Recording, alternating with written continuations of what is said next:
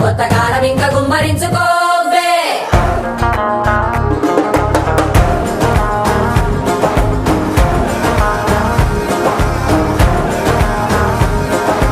నా మనసే నా కిటికీ, నచ్చకపోతే మూసేస్తా.